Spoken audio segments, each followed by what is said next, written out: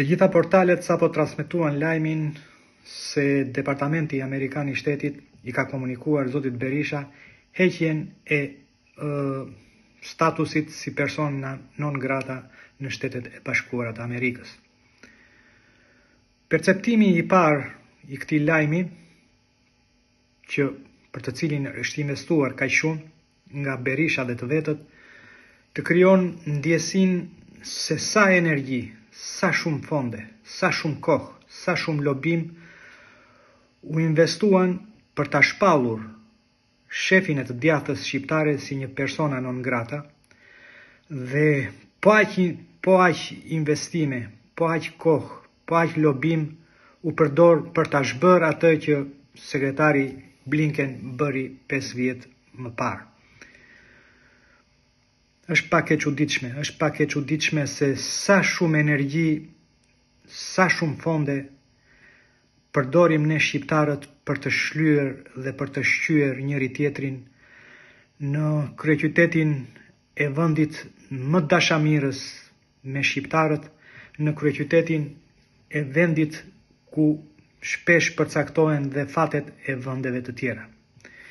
E të mendosh se 26-27 vjet më parë, politika shqiptare, shqiptarët në tërësi, por mbi të gjitha diaspora shqiptare e Amerikës, shpenzonte fonde pafund për të lobuar në Departamentin Amerikan të Shtetit, në Kongres, në Senat, në Shtëpinë e Bardhë mbi të gjitha, për të mbrojtur çështjen shqiptare, për të mbrojtur çështjen e lirisë së Kosovës.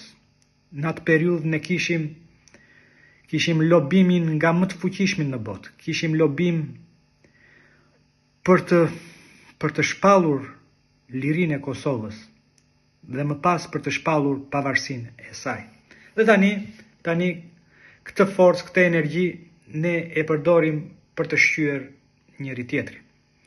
Është kjo një luftë vllavrase dhe luftë vetvrasëse, që hesapet që kemi me njëri tjetrin, ato politike dhe ato personale, përpiqemi t'i zgjidhim në kryeqytetet e kancelarive, ku ne duhet të jemi të gjithë bashkë. Tani të kthehemi pak tek raportet e Berishës me Shtetet e Bashkuara të Amerikës. Sigurisht ato nuk janë aq të zeza sa çtuhej, dhe Berisha sigurisht që nuk është djalli që vizatohej, por sigurisht nuk është as ëngjëlli që Berisha dhe të vetët pretendojnë ta vizatojnë. Marrëdhëniet e Berishës me Shtetet e Bashkuara të Amerikës kanë pasur ulje ngritet e veta. Kanë pasur maja, siç ishin ato në vitin 1991-1992, kanë pasur dhe hone, siç ishin ato në vitet 95, 97, 98. Janë fakte të njohura botërisht, nuk ja vlen t'i përmendim. Por ajo që si duhet lexuar tani kjo që porsa ndodhi. Ndodhemi në një situatë ku protestat po hynë në ditën e tyre të 12. Vendi kërkon një zgjidhje përtej Ramës dhe përtej Berishës. Mbi të gjitha, njerëzit tani nuk merren më me është apo jo non grata Sali Berisha. Njerëzit tani kërkojnë largimin e Edi Ramës. Kjo është kërkesa kryesore e atyre që janë në shesh. Berisha mëton që herë ta mbështes këtë protest e herë t'i vëj shkopin në rrota. Gjithsesi një gjë është e qartë për të gjithë, edhe për mbështetësit e Berishës. Aktualisht, pavarësisht se ju hoq non grata, Sali Berisha nuk është zgjidhja.